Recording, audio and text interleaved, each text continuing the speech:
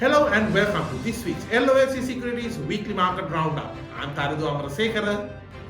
And I am Megara Vijay. This is the sound of profitability. Sri Lanka's tourist arrivals grew by 23.2% in the first 26 days of March. Year-to-date arrivals are up by 17.6% according to the data from the Sri Lanka Tourist Board. India was the top source of tourists with 2,879, which is a 17.1% share, followed by the Russian Federation at 25,869, which is a 13.5% share, and the UK at 17,453 with a 9.1% share. Germany was the fourth biggest market at 15,864, which is a 8.3% share. France at 13,651 with a 7%, and China with 8,869, a 4.6% share. Up to March 26th, India was also the largest source of tourists at 111,982, followed by the Russian Federation. These are some of the findings from the Sweden-Sri Lanka Business Council's membership survey for 2025.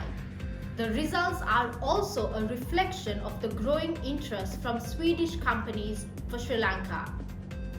The Membership Council's membership increased from 75 to 100 over the past 2 years. The member survey was conducted in February 2025, where in total it was answered by 50% of the members. The respondents include companies active in IT, manufacturing, trade, food and tourism. 3 out of 4 have been operating in or with Sri Lanka for at least 3 years. Nearly 6 in 10 say their business in or with Sri Lanka has grown in the last 5 years. A similar proportion has experienced growth in 2024. There is also strong confidence in the development of the business environment in Sri Lanka in 2025. 7 out of 10 believe in a positive development compared to 1 in 4 in 2023 when the survey was last conducted and the effects of the fiscal crisis in 2022 were still clearly visible. According to the Governor of the Central Bank, Dr. Nandalal Veerasinghe, the commercial banks of Sri Lanka have been directed to diversify their lending exposure over the next 3 years. This is a move in order to push state-owned enterprises and the corporates towards turning towards the capital markets in order to fulfill their funding requirements.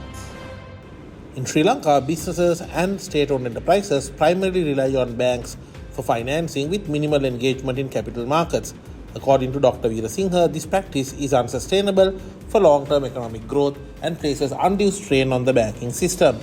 From a financial stability perspective, the governor said the central bank is prioritizing a structural shift to reduce overexposure by banks. Maintaining the stability of the financial system is important to maintain the stability of the banking system, he added. He explained that the banking sector is structurally unable to meet the medium to long-term funding needs due to mismatch between its short-term liabilities such as customer deposits and the long-term nature of business capital requirements. The Bank of Ceylon is planning to raise 15 billion rupees via a listed debenture issue. The latest debenture issue is subject to approval from government regulators.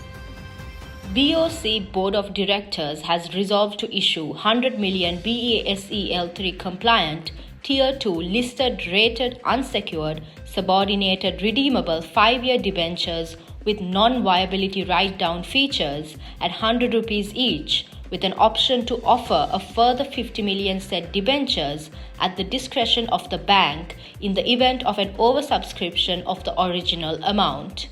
BOC in September 2024 raised 15 billion rupees via 5-year debentures of 3 tranches of 5 billion rupees, each offering 13.5% per annum.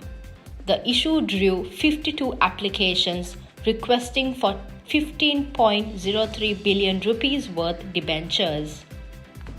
Asia Capital PLC has received 783 million rupees by divesting the minority shareholdings it had in 3 different companies. These divestments are Galle Heritage Lanka Limited, 10% owned, Marine Drive Hotels Limited, another 10% stake, and Mirando Maldives Resort with yet another 10% stake. Asia Capital also cancelled the memorandum of understanding entered into with these companies. Separately, the company announced the appointment of 3 new independent non-executive directors, Adrian Pereira, Bradley Emerson and Ganesh Shanmugan. Sri Lanka's Darley, Butler and Company Limited have purchased a total of 9,011,076 shares of Lankem Ceylon PLC at Rs 90 per share. The transaction amounts to 17.51% of the ordinary shares issued by Lankem Ceylon PLC. The transaction amounts to 17.51% of the issued ordinary shares of Lankem Ceylon PLC. Prior to this transaction, Darley, Butler and Company Limited held 547,296 shares in Lankem Ceylon PLC, which accounted for 1.06% of the total shares in Lankem Ceylon PLC. Lankem Ceylon stock closed up at 2.84% at 86.9 rupees. And now it's time for the ESG update. On ESG sector, most parts of India will experience a hotter than usual June, which will further raise the demand for more energy supplies as people will be using air conditioning to stay cool. At the same time, the risk of the water shortages in India will also rise along with this threat. Policymakers are bracing for a record peak electricity demand this summer. The government has asked power plant operators to avoid maintenance shutdowns during the season. The authorities can draw comfort from a 16% rise in coal stockpiles at power stations from a year earlier. Still, efforts are afoot to ensure supplies are well distributed across different regions. Peak power demand is seen rising to 270 gigawatts this year, beating the previous all-time high of 250 gigawatts last year, according to government estimates. India may also see a rise in demand for diesel as higher temperatures tend to prompt people to travel to cooler mountains from the plains. The use of diesel-fired generators also increases as some areas face blackouts. And now it's time for the international update. As Wall Street heads into a new financial quarter, Donald Trump's tariffs are set to take place. At the same time, this whole uncertainty has led to Wall Street experiencing its worst quarter since 2022. Wall Street has been rocked with volatility this year as Trump's tariff proposals have kept investors in a cloud of uncertainty. The benchmark S&P 500 index is down 4.6% for the year, its worst start since 2022 and its worst quarter since September 2022. Analysts at Goldman Sachs on Sunday lowered their year-end target for S&P 500 to 5,700 from 6,200. That comes after analysts at the bank earlier this month lowered their target to 6,200 from 6,500. The US dollar index, which measures the dollar's strength against 6 foreign currencies, is down almost 4% this year, its worst start to any year since 2016. Here is a special Industry Voice segment. And now it's time for a Trump tariff watch. With the 44% tariff imposed on Sri Lankan products, broad economic concerns and potential instability are evident. Sri Lanka's exports to the United States account for approximately 27% of its total manufactured exports. The apparel and textile sector is particularly significant, making up 64% of these exports.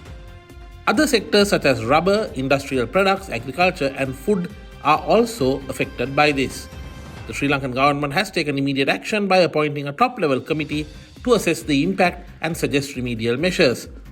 Last week, Trump unveiled an additional 34% tariff on all Chinese goods imported to the US, which was in addition to a 20% tariff previously imposed, with the goal of curbing fentanyl from China to US.